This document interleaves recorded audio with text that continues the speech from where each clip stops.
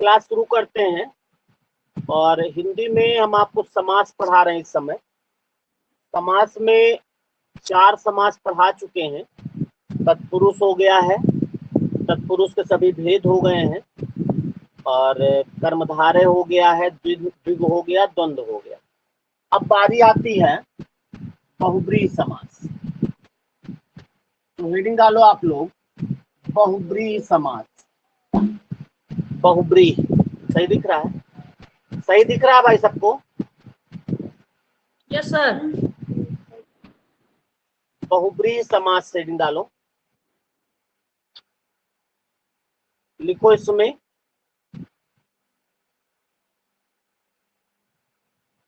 इस समास में आए हुए,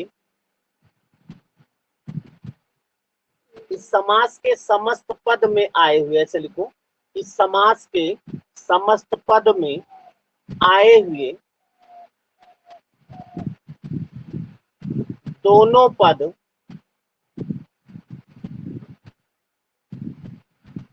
गौड़ होते हैं, दोनों पद गौड़ होते हैं।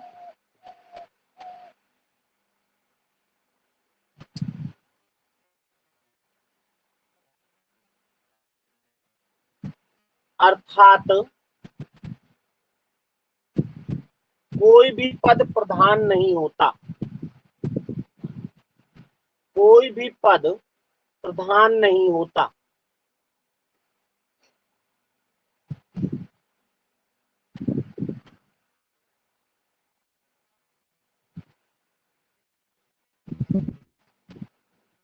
आप लिखिए, दोनों पद मिलकर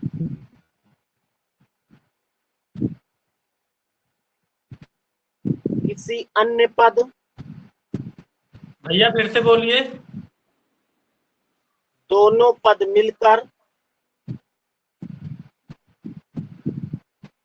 किसी अन्य पद या तीसरे पद के विषय में, अन्य पद या पद के विषय में कुछ कहते हैं,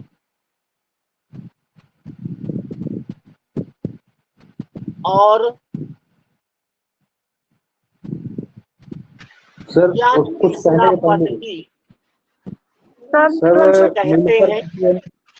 हाँ, आप लोग माइक बंद कर लो, हम शुरू से बोल देते हैं। फिर से आप लोग माइक बंद कर लो, शुरू से बोल देते हैं। माइक सब लोग बंद करोगे सुनाई पड़ेगा। देखो, इस समास के समस्त पद में आए हुए दोनों पद गौड़ होते हैं, दोनों पद मिलकर किसी अन्य पद या तीसरे पद के विषय में, किसी अन्य पद या तीसरे पद के विषय में कुछ कहते हैं, और यह तीसरा पद ही, और यह तीसरा पद ही प्रधान होता है, और यह तीसरा पद ही प्रधान होता है।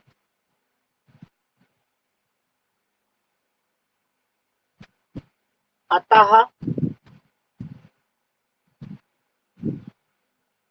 बहुब्रीहि समास में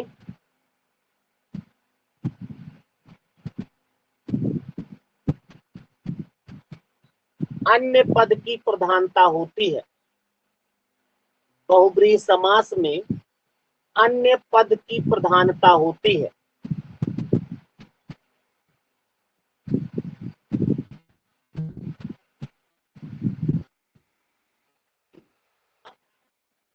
जैसे आपसे पूछा है वो कौन सा समास है जिसमें उत्तर पद प्रधान होता है, तो तत्पुरुष होगा। क्यों भाई? उत्तर पद प्रधान तत्पुरुष होता है ना, लिखाया हमने। वो कौन सा समास है जिसमें दोनों पद प्रधान होते हैं, तो द्वंद्व होगा। होगा। वो कौन सा समास है जिसमें पूर्व पद संख्यावाची होता है, द्विग होगा। अगर पूछा जाए वो कौन सा समास है जिनके पदों में विशेषण विशेष का सामंजस्य होता है, तो कर्मधारय होगा।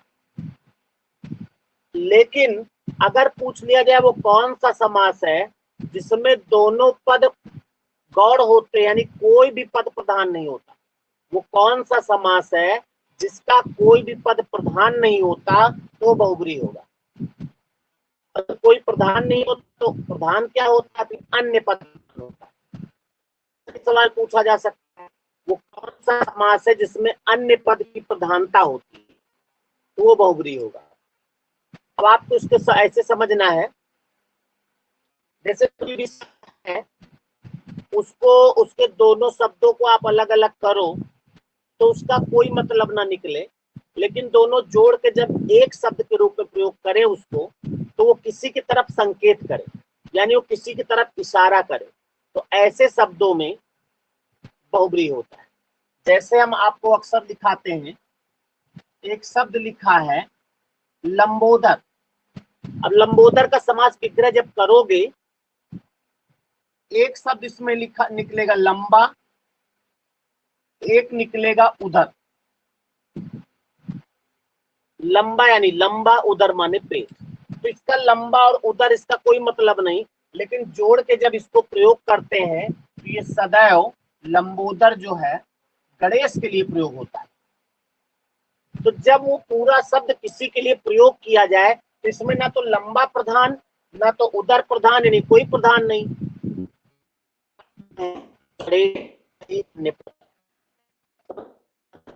इसमें लिख लो उदाहरण, जैसे उदाहरण जैसे हम बताएं वैसे लिखिएगा। पहला यही लिखो, लिखो लंबोदर, डैश करके लिखो, लंबा है, लिखना पड़ेगा, लंबा है जिसका। आवाज सही नहीं आ रही क्या सर? अब आने लगी। नेटवर्क प्रॉब्लम है कभी कभी। लंबा है उदर जिसका, अर्थात गणेश।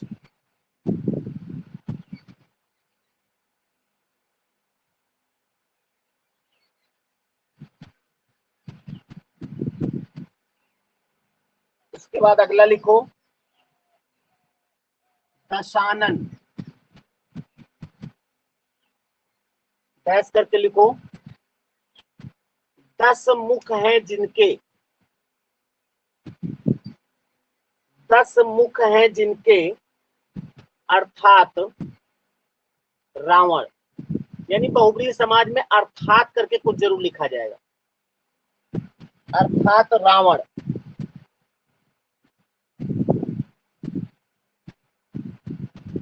अगला लिखो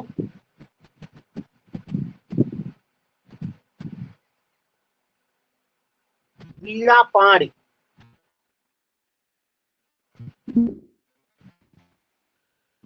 होगा वीणा है हाथ में जिसके, माने हाथ होता है, वीणा है हाथ में जिसके, अर्थात सरस्वती, अर्थात सरस्वती जी।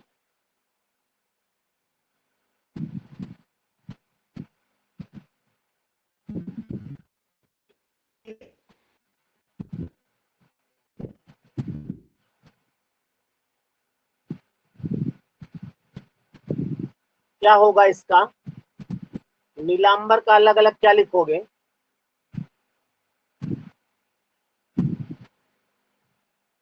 सर नीला है अंबर जिसका, अर्थात श्री कृष्ण भगवान। अंबर माने क्या होता है,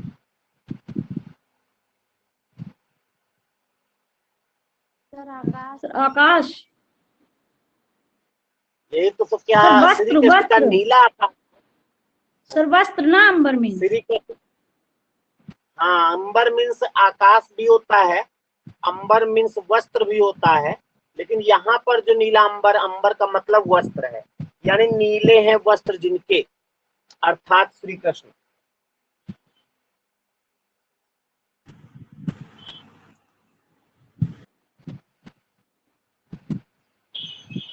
आगे लिखो सुलोचना।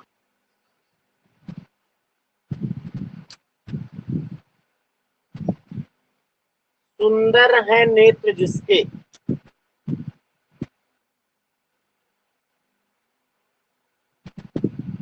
अर्थात वह स्त्री।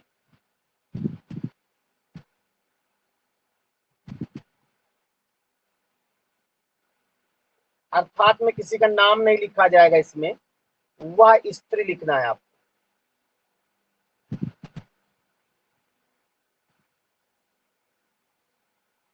आगे लिखो, अगला शब्द लिखिए पतिव्रता।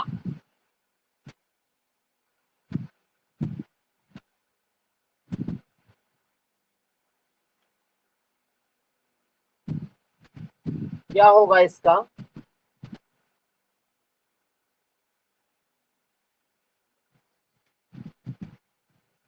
पतिव्रता का क्या लिखोगे भाई?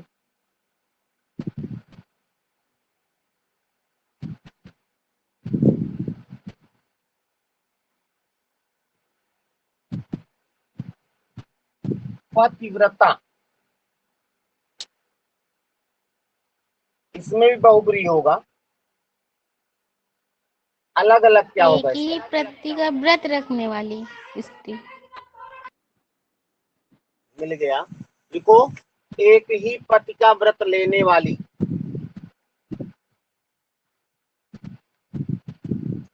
एक ही पति का व्रत लेने वाली।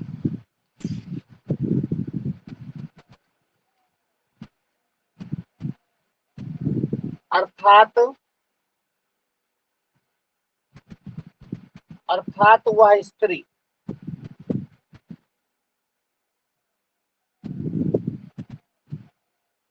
वह स्त्री। आगे लिखो नीलकंठ।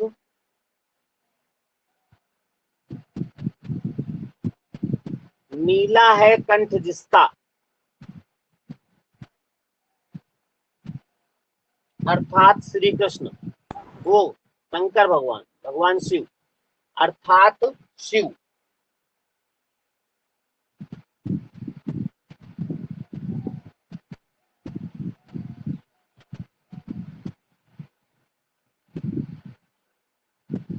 अगला लिखो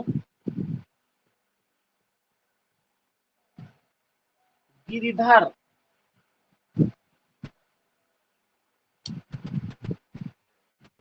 गिरधर का क्या होगा? सर गिरी को धारण करने वाले। अर्थात श्री कृष्ण। Sir Shri Krishna sir. बिल्कुल बिल्कुल। लिखो गिरी, गिरी को धारण करने वाले, अर्थात श्री कृष्ण। गिरी माने पहाड़।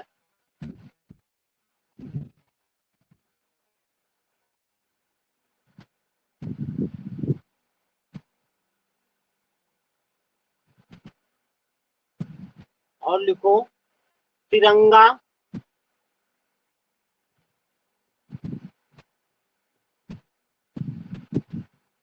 वो 3 रंग है जिसमें, अर्थात राष्ट्रध्वज।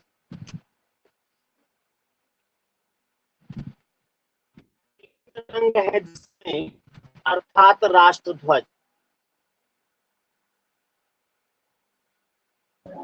सर क्या इसमें दिगु नहीं होगा? दिगु होगा होगा, अभी बताते हैं। अभी दिग में हमने लिखाया तो है, दिग में तिरंगा लिखाया है, और कर्मधारय में लंबोदर लिखाया है।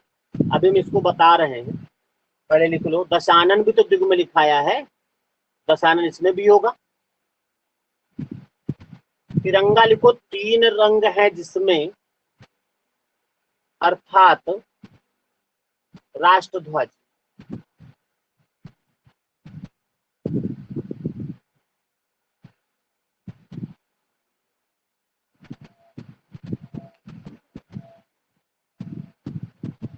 आप लोग और बता सकते हो जो भी बताना है। चतुर्भुज। चतुर्भुज होगा, बिल्कुल 4 भुजाएं हैं जिनके, अर्थात चक्रधारी। चक्रधारी होगा, बिल्कुल चक्र को धारण करने वाले। निशाचर। वीणा पाड़। निशाचर होगा बिल्कुल रात। हाँ बीड़ा पाड़ी होगा। जो बोल रहे हैं त्रिलोचन। सब लोग उनको लिख भी। हाँ त्रिलोचन होगा, लिख भी लेना आप। जो भी आप बोल रहे हो लिख भी महावीर। लेना। महावीर बिल्कुल। जलद।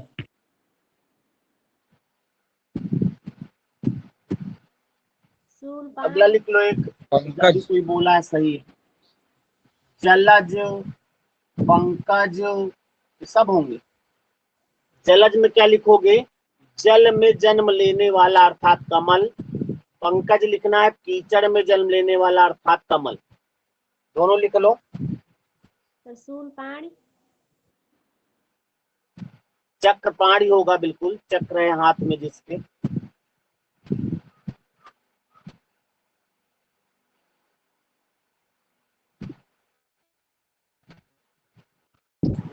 लोकपाल होगा भैया। लोकपाल।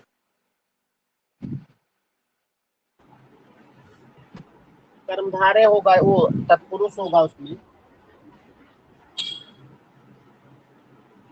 है? आप समझ में आएगा आपको। इससे हिस्टोरिकल सवाल आपको समझ लेना है कि दोनों पद के तीसरे पद के विषय में कुछ कहे, तीसरे शब्द के विषय में, तो समझ लीजिएगा कि उसमें बहुब्री होगा। ठीक है, आगे बढ़ा जाए। Yes sir.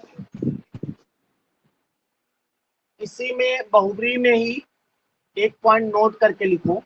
लिखो नोट। नोट हेडिंग डालो नोट। देखो हमने ऐसे लिखा लेकिन कुछ लोग NOT लिखे हैं। NOT तो नहीं लिखा हमने भाई, नोट लिखो। ना में ओ की मात्रा, टा टमाटर।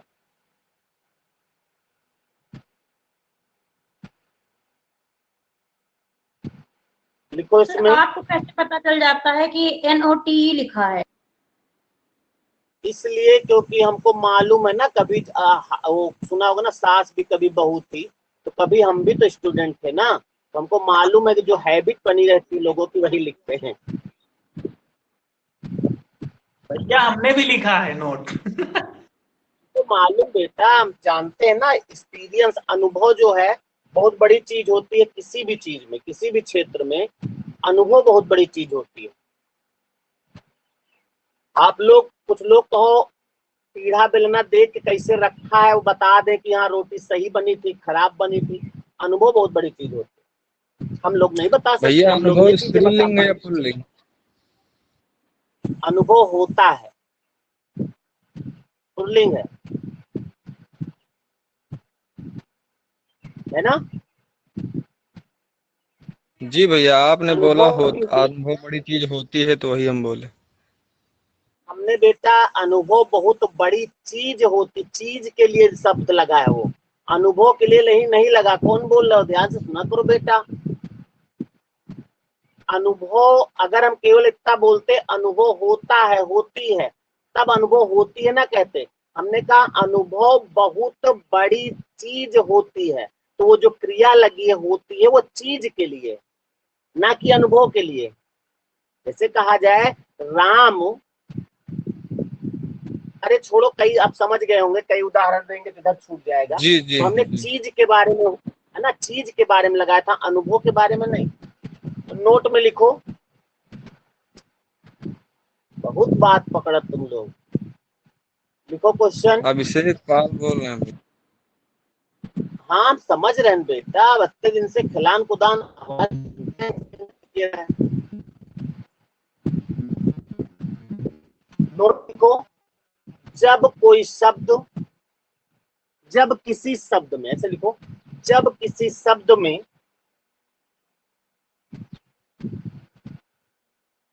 जब किसी शब्द में, अच्छा बताओ एक बात, यो बता दे, अभिषेक पाल बोल रहे हैं मतलब सब जने जान जाओ कि अभिषेक आए पूछ रहे।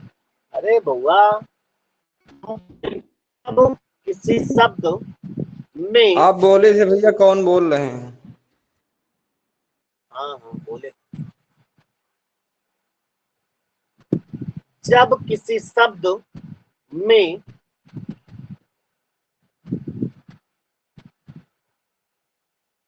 सा उपसर्ग, ये सा लिखो, सा उपसर्ग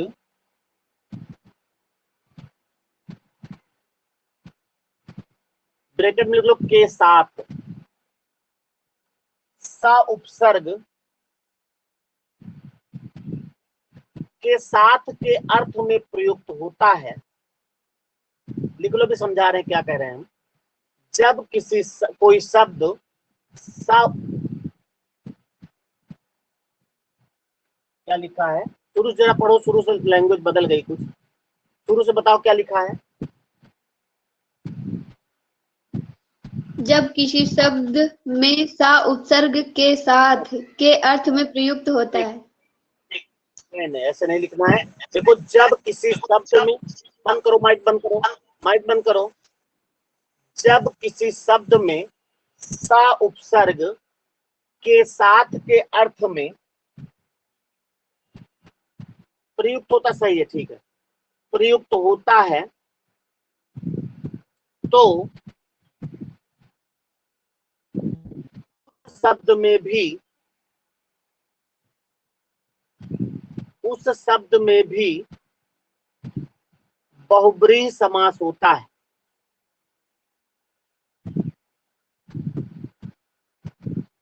बहुब्रीहि समास होता है।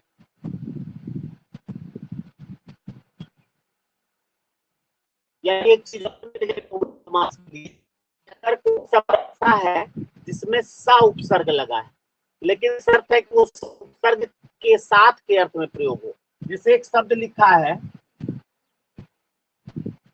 सपूत, एक शब्द लिखा है सबल, ध्यान दीजिए, सा उपसर्ग इसमें भी लगा है, इसमें भी है, लेकिन इसमें बहुब्रीहि नहीं होगा और इसमें बहुब्रीहि होगा। क्यों? क्योंकि इसमें सा जो अर्थ दे रहा है वो अच्छा दे रहा है, सपूत का मतलब अच्छा पूत, तो इसमें नहीं होगा बहुब्रीहि। लेकिन इसमें सबल जो लिखा है, सबल में बल का मतलब सा अच्छा नहीं बल्कि बल के साथ, सा का मतलब साथ है, तो इसमें बहुब्रीहि होगा। यही मैंने लिखाया है, जब किसी शब्द में सा उपसर्ग के साथ के अर्थ में प्रयुक्त होता है तो उसमें बहुब्रीहि समास होता है। समझ में आ गई बात? जैसे लिख लो उदाहरण, जैसे सप्रेम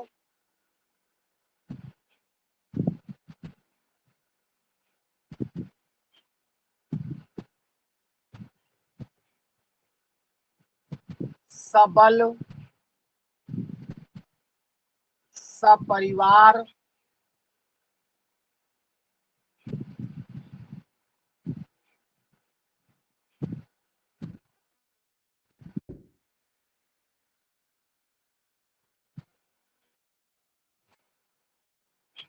सचल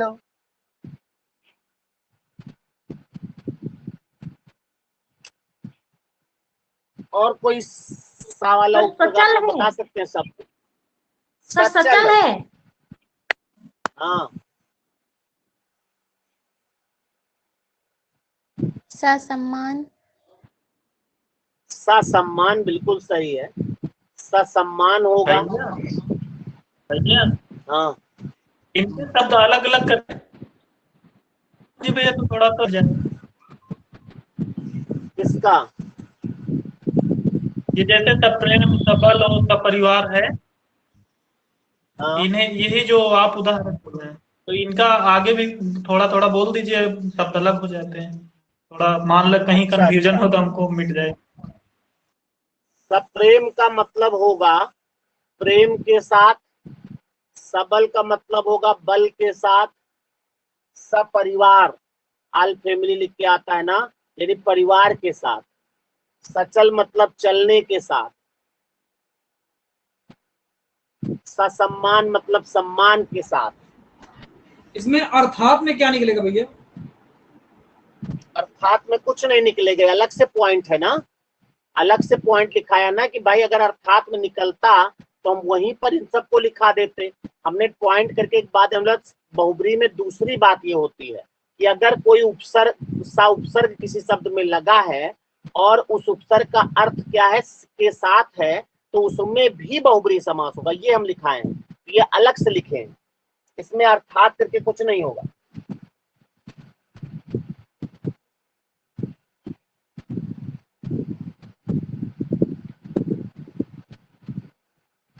और कोई शब्द बताओ। संलग्न भी होगा सर? संलग्न नहीं होगा, उसमें सम होगा। सम संलग्न ऐसे लिखा जाता है, यहाँ बिंदी रग लगती है, ऐसे लिखा जाता है ना, तो नहीं होगा।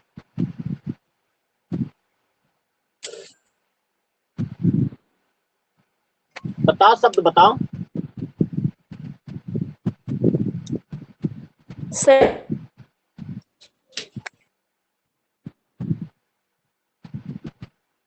आज कुछ नेटवर्क आप लोग को समझ जाए लिख लीजिए।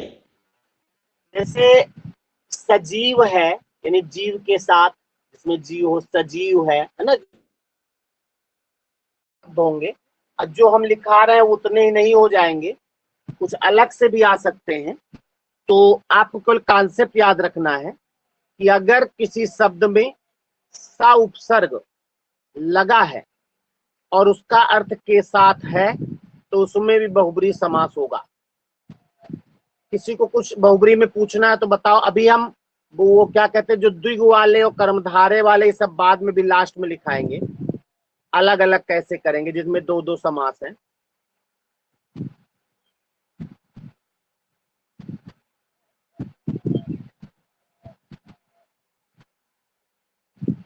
किसी को कुछ पूछना हो तो बताओ, नहीं हम अगले समास में आए।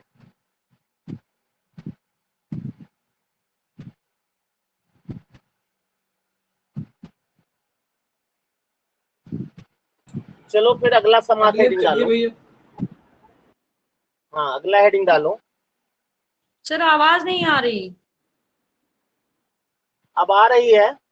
नहीं आ रही सर। अब आ रही है?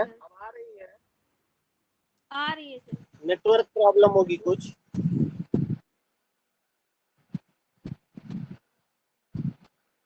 सुनाई पड़ रहा है भाई आप लोगों को? Yes sir. Yes sir. जी भैया। हेडिंग डालो।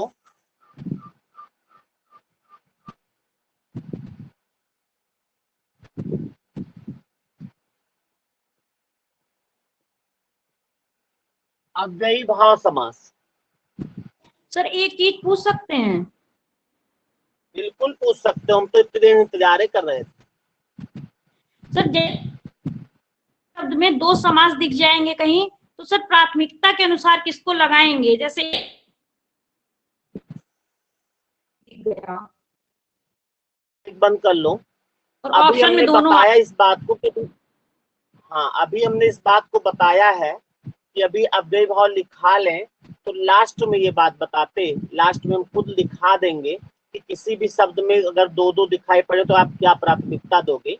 तो उसके लिए पहले अव्ययी भाव लिख लो, इसको पढ़ लो, हो सकता है इसमें भी कुछ दो दो दिखाई दे, तो हम एक साथ लास्ट में लिखा देते हैं कि किसी शब्द में अगर कर्मधारय हो, बहुब्री हो तो क्या करेंगे, द्विग हो, तन द्वंद्व हो तो क्या करेंगे, ऐसा भी लास्ट में लिखाएंगे।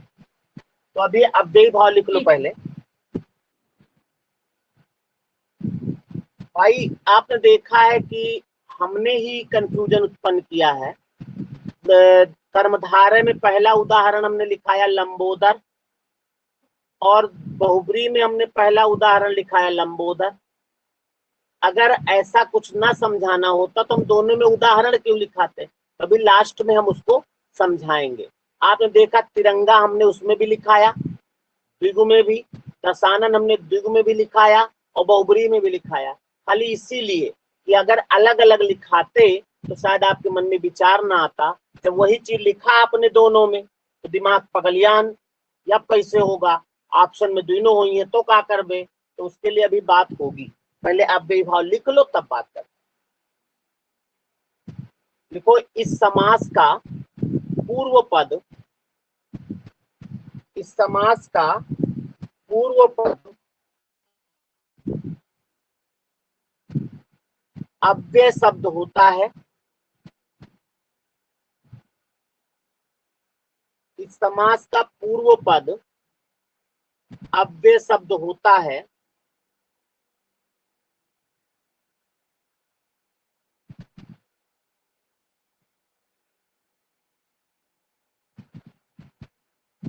साथ ही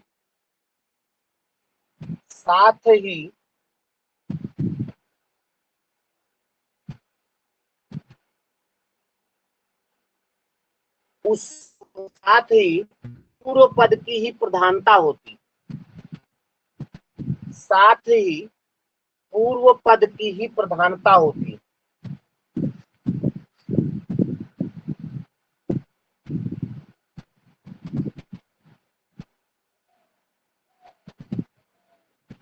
बस 2 ही लाइनें इसमें लिखनी है।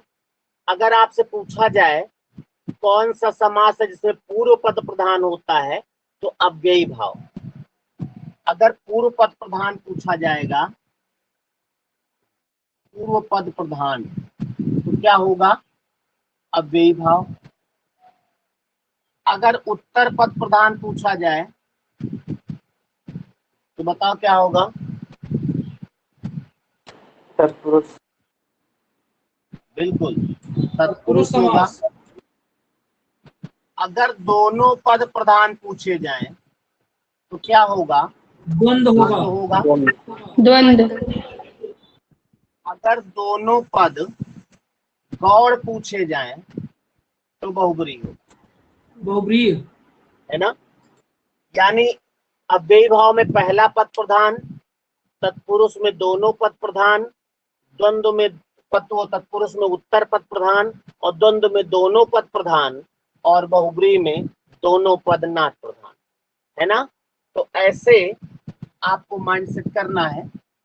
तो और इसमें पूर्व पद जो होता है वो अव्यय शब्द होता है, अव्यय। अब आपको पहले अव्यय समझना है। देखो अव्यय शब्द जो बना है वो एक शब्द है व्यय। व्यय में आ लग गया तो अव्यय बन गया। व्यय माने होता खर्च, खर्च का मतलब यहाँ पर परिवर्तन, चेंज, और आ माने नहीं। यानी अव्यय वे शब्द होते हैं जिनमें नो चेंज, नो चेंज, यानी जिसमें कोई खर्च ना हो, कोई परिवर्तन ना हो, कोई चेंज ना हो, वो कहलाते हैं अव्यय शब्द। यानी अव्यय शब्द वे होते हैं जिनके लिंग, काल, वचन आदि में कोई परिवर्तन नहीं होता। चाहे वो स्त्रीलिंग बनाना हो, पुल्लिंग बनाना हो, एक ही तरह काम चलेगा। जैसे एक शब्द है प्रति। अब प्रति कोई नहीं बता सकता ये स्त्रीलिंग है कि पुल्लिंग, वचन एक वचन है कि बहुवचन। तो इस तरह के जो शब्द होते हैं उनको अव्यय शब्द कहते हैं, यानी जिसमें कोई परिवर्तन ना हो। तो अब अगर कोई शब्द ऐसा है जिसके प्रारंभ में कोई अव्यय शब्द उपसर्ग के रूप में लगा हो, इसके रूप में उपसर्ग की तरह अगर लगा हो तो वो अव्यय शब्द होता है। अव्यय भाव तत्पुरुष होगा। इस बात को लिख लो पहले। अच्छा लिख लिए, शायद लिख लिए। अब आप हेडिंग डालो, पहले हेडिंग डालो अव्यय शब्द। पहले अव्यय शब्द लिख लो, तब अव्यय भाव समास के उदाहरण लिखाया जाए। अव्यय शब्द में लिखो वे शब्द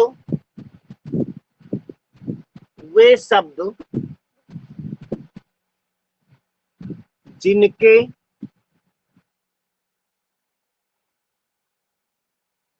लिंग, काल, वचन आदि में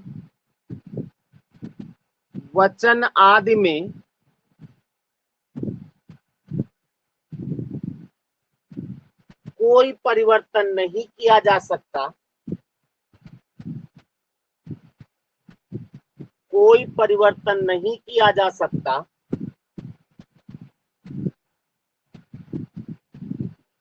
अव्यय शब्द कहलाते हैं।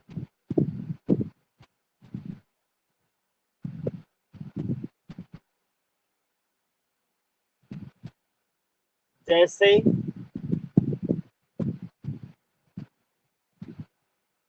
आ, प्रति, अनु, हर,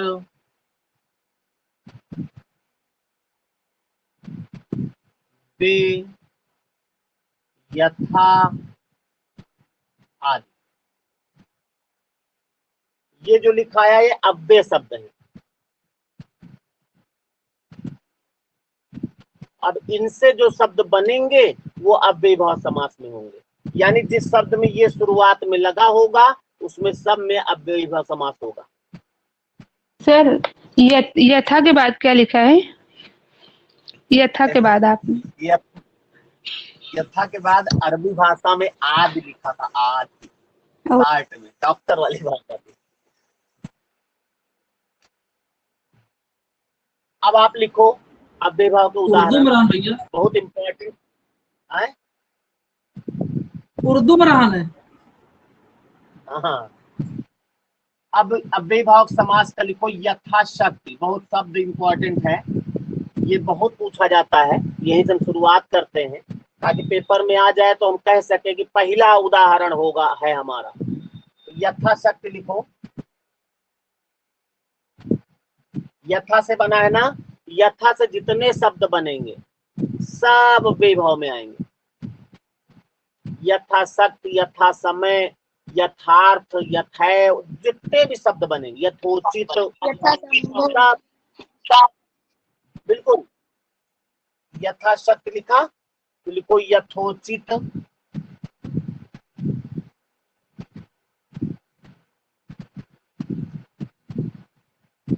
फिर लिखो प्रतिदिन,